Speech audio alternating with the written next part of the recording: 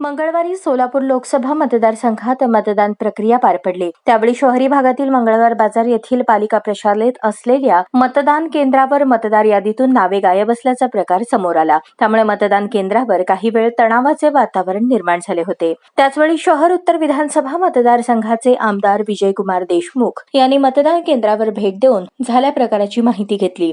मतदार यादीतून नाव गायब होणे हे अत्यंत दुर्दैवी आहे असे म्हणत आमदार महोदयांनी निवडणूक निर्णय अधिकाऱ्याच्या कामकाज पद्धतीवर नाराजी व्यक्त केली. मतदानाची यादी आज दिवसभर लोक जेव्हा मतदान केंद्रावर गेले असता याच्या अगोदरच्या ही शेवटची यादी आहे. याच्या अगोदरच्या याद्या जोपर्यंत आम्हाला पक्षातर्फे किंवा या कलेक्टर ऑफिसतर्फे मिळाल्या ज्याच्यामध्ये नाव होतं त्यांच्या घरी स्लिपा आम्ही स्वतः वाटप केलं. महानगरपालिकेच्याकडं किंवा सरकारी यंत्रणेकडे हे स्लिपा वाटप करायचं असते ते तर करतच नाही. हे दावीच करतात, बाकीचे कधी स्लिपा वाटप करत नाही. पण या यंत्रणेचा पैसा मात्र घेतला जात आहे आणि खर्ची घातलं जात आहे.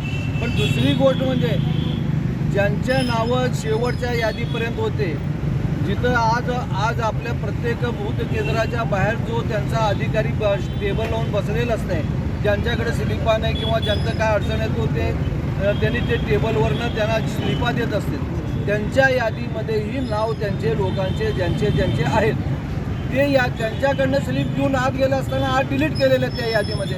असं प्रत्येक बूथवर 1000च्या मागं 100 नावं डिलीट केलेत. एक तर त्याला जिवंत असलेल्या माणसाला मयत दाखविलेत, कुणाला मयत असलेला जिवंत केलेत. असं प्रत्येक ठिकाणी ह्या दोन BLO ऑफिसर असेल किंवा वरच्या यंत्रणा असेल ते सगळ्यांनी एक मताने एक संगतीने हे नावं कमी केले असं माझं स्पष्ट म्हणणं आहे.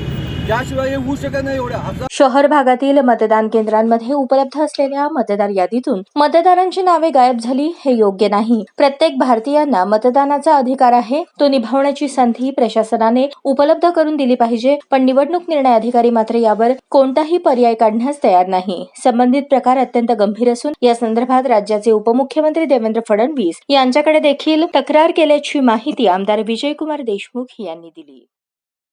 या सोलापूर शहरातून 22,000 नावं कसं कमी होऊ शकतं या याद्यामध्ये? मी कलेक्टरना मी आता अधिकाऱ्यांना कलेक्टरशी फोन केलो.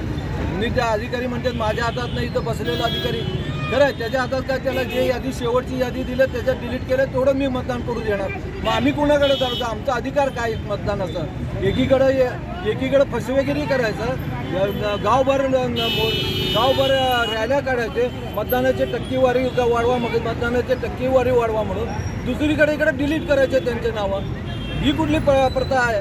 जे कोणी अधिकारी असेल, जिल्हाधिकारी असेल, जे कोणावर कसे नाही त्याच्यावर कारवाई व्हायला पाहिजे. आम्ही या निवडणूक अधिकाऱ्याकडे तक्रार घालणार आहे. जर ज्यांचं संगतीनं जे सगळे मिळून जर करता हे काम केले असतील तर त्यांच्यावर जरूर कारवाई व्हावं. मी आत्ता DCM साहेबांशी बोललो, तरी ताबडतोब तपासून बघतो म्हणले. नाहीतरी काही ठिकाणी 14 नंबर फॉर्म भरून त्यांना मतदान करण्याचा हक्क दिलेला आहे, पण काही ठिकाणी देत नाही. मी हे जिल्हाधिकारी म्हणलं 14 नंबर फॉर्म भरायला आम्हाला परवानगी द्या. नाही, मी तसं देऊ शकत नाही. म्हणजे तुम्ही दुसऱ्याचा अधिकार काढू शकता. तुम्हाला कोण अधिकार दिला आहे की मतदानाचा हक्क काढून घ्यायचा? असं होऊ शकत नाही. हा देश स्वातंत्र्य देश आहे. प्रत्येकाला मतदानाचा हक्क बाबासाहेब आंबेडकरांनी दिलेला आहे. तो हक्क कोणी काढू शकत नाही. कोण जिल्हाधिकारी असू दे किंवा कोणी